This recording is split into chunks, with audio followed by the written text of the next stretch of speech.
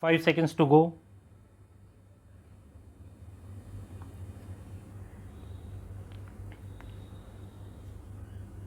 Start. It is submitted that, as per the law laid down by this court in catena of decisions, the provisions of an exemption notification are to be construed strictly. Stop. It is submitted that even in the case of any perceived ambiguity, the provision has to be construed in favor of the revenue. Stop.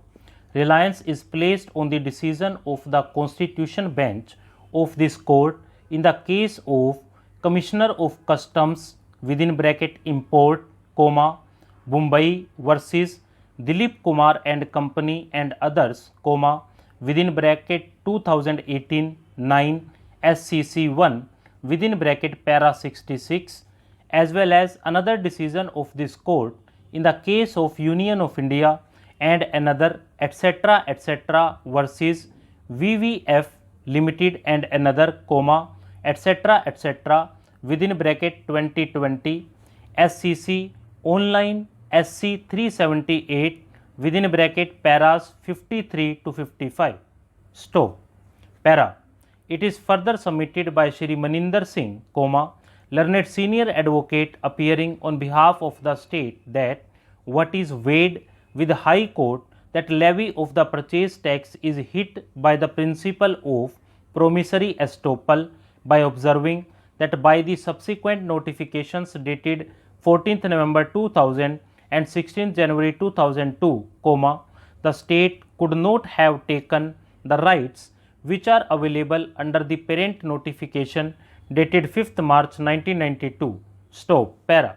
It is submitted that as such the subsequent notification dated 14th November 2000 can be said to be clarificatory in nature, and therefore, conditions provided in the parent entry number 255-2 dated 5th March 1992 cannot be said to have been affected by subsequent notifications.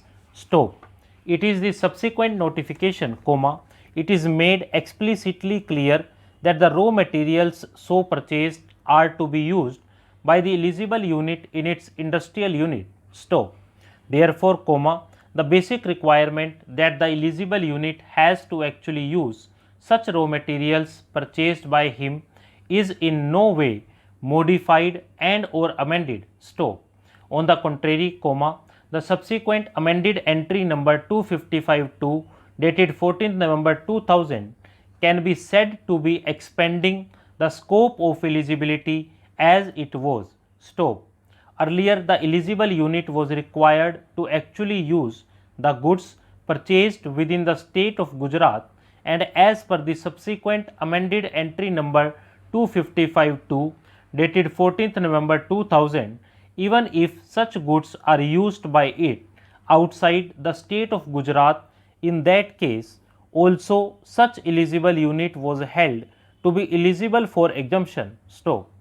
Even as per the condition number 6 in the amended entry number 255-2 dated 14th November 2000, it is specifically mentioned that the eligible unit shall actually use the goods purchased, which was the requirement in the first notification also.